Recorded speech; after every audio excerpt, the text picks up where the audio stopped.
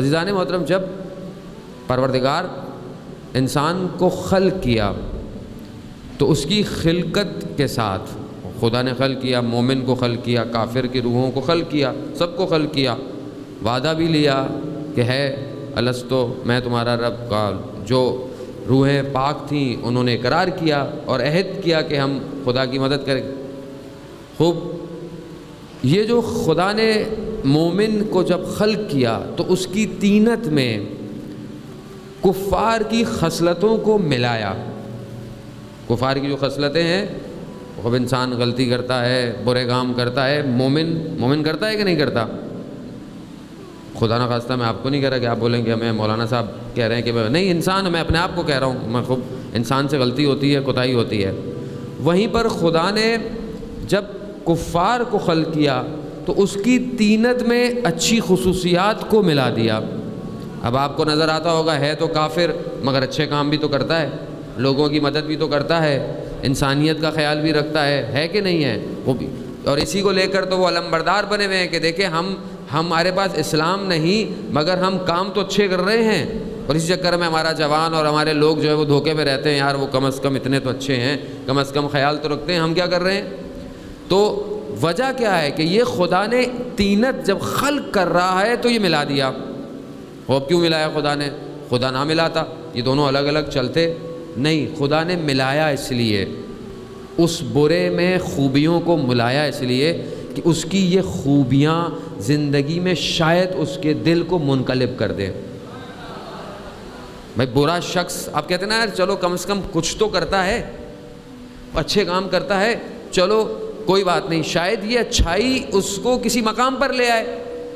خوب مثال کے طور پر واقعہ تاریخ کا آپ کے سامنے ہے، 7ویں امام موسیٰ کاظم علیہ السلام کا دور، اللہ صلی اللہ علیہ امام کا دور ہے، امام گزر رہے ہیں، امام نے گھر میں سے دیکھا کہ گانے کی آوازیں ہیں، رقص کس طرح کی آوازیں آ رہی ہیں، تو وہ کنیز باہر کچھ کچرا پھینکنے کے لیے باہر آئی، تو میرے مولا نے اس سے پوچھا کہ یہ گھر کس کا ہے، آزاد ہے یا غلام ہے؟ تو کہا کہ آزاد ہے۔ کہا اگر غلام ہوتا تو ایسی زندگی نہ گزار رہا ہوتا۔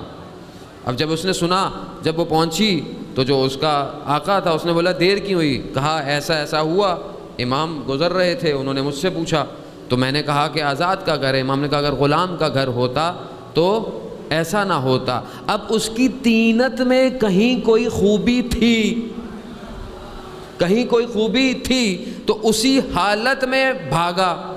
بشر حافی کا واقعہ ہے، اسی حالت میں بھاگا، ننگے پاؤں بھاگا اور جا کر امام کی خدمت میں جا کر جو ہے وہ پاؤں میں پڑ گیا اور مولا سے معافی مانگی اور ایک بہت عالم دین بن گیا۔ یعنی طینت میں اچھائی تھی کہیں نہ کہیں، اسی لیے پروردگار نے اس روحوں کے اندر اچھائیاں رکھی ہیں کہ شاید منقلب ہو جائیں۔ آج آپ کو پوری دنیا کے اندر کئی لوگ مسلمان ہوتے نظر آتے ہیں کہ شاید کافر تھے، چاہے ہندو تھے، چاہے عیسائی تھے، یا حتیٰ دین نہیں رکھتے تھے، مگر آج آپ دیکھتے ہیں کہ وہ کسی نہ کسی بات کی وجہ سے منقلب ہو گئے ہیں، ان کے دل جو ہے وہ کنورٹ ہوتے جا رہے ہیں۔ کیوں ہو رہے ہیں؟ اگر یہ راستہ واضح ہوتا تو کوئی بھی ادھر سے ادھر نہ آتا۔ نہیں، شاید آپ کو سمجھ میں نہیں آیا۔ اگر طینت میں اچھائی نہ ہوتی تو حر کبھی بھی ادھر سے ادھر نہ آتا۔ یعنی خدا نے رکھی ہے اور یہاں پر بھی برائیاں رکھی ہیں۔ کیوں رکھی ہیں؟ ہمارا امتحان لے پروردگار کہ یہ ہر حالتوں میں جب شکنجے کی حالت میں پڑتے ہیں برائیوں کی طرف پلٹتے ہیں یا مجھے یاد کریں گے۔ خوب، یہ دو ڈفرنٹ قسم کے ایسے نظریات نہیں ہیں، یہ باقاعدہ دو بلاک ہیں جو انسان کی خلقت سے ایک دوسرے کے ساتھ لگے ہوئے ہیں، اور یہ ہمارے وجود کا خاصہ ہے۔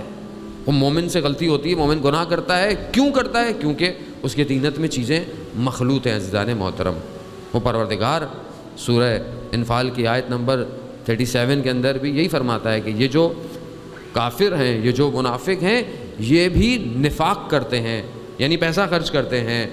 اب آپ ہر پیسہ خرچ کرنے والے کو اچھا مت سمجھا کریں کہ ہاں بہت پیسہ خرچ کر رہا ہے، بہت یہ کر رہا ہے، بہت وہ رہا ہے، لیکن اس کا مقصد کیا ہے یہ بہت مہم ہے کہ وہ پیسہ خرچ کیوں کر رہا ہے۔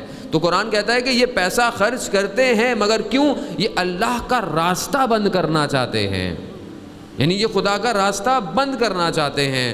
مگر وہیں پر مومن بھی ہیں، وہ بھی نفاق کرتے ہیں، وہ بھی زکوٰۃ دیتے ہیں۔ قرآن کی آیتیں کہتی ہیں یؤتون زکوٰۃ، یہ زکوٰۃ دیتے ہیں، مگر یہ زکوٰۃ کیوں دیتے ہیں؟